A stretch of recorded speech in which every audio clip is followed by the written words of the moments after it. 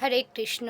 সুপ্রিয় গৌরভক্তবৃন্দ, কৃষ্ণ কথার যে কত আনন্দ সেটা যে কিভাবে বোঝাবো সেটা ভাষার মাধ্যমে প্রকাশ করা যায় না।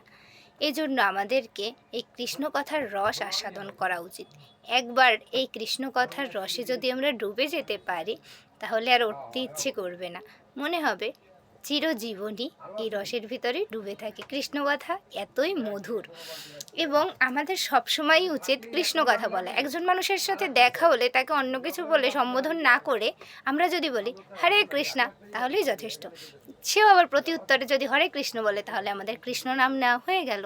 দেখুন, আমরা যখন মাতৃজঠরে ছিলাম প্রত্যেকে, তখন আমাদেরকে কৃষ্ণ কিন্তু একটা সময় দেখা দিয়েছে মাতৃজঠরে থাকা অবস্থায়, এবং ওই সময় আমরা কৃষ্ণর কাছে বলেছি, কৃষ্ণ আমাদেরকে এখান থেকে বের কর, আর থাকতে পারছি না, এখানে অনেক কষ্ট হচ্ছে, এবং আমাকে যদি এখান থেকে তুমি পৃথিবীতে নিয়ে যাও সেখানে গিয়ে আমি তোমার নামধানী করব।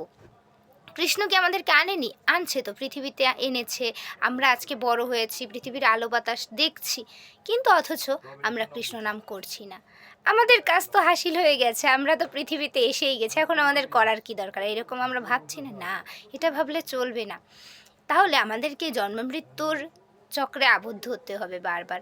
আমাদেরকে কৃষ্ণ ভক্তি নিয়ে কৃষ্ণের পথে অবশ্যই চলতে হবে। হয়তো আমি এই জীবনে আগে করিনি কৃষ্ণ নাম, কিন্তু এখন থেকে আমি জানছি যে হ্যাঁ, কৃষ্ণই সব, কৃষ্ণ নাম করতে হবে, তাহলে আমার এখন থেকেই শুরু করা উচিত।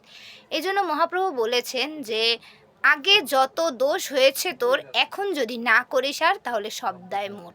অর্থাৎ আমরা আগে যাই করি না কেন, এখন যদি আমরা ওইটা না করে সম্পূর্ণরূপে কৃষ্ণ ভাবনাময় যুক্ত হই, তাহলে আমাদের কোনো পাপ থাকবে না।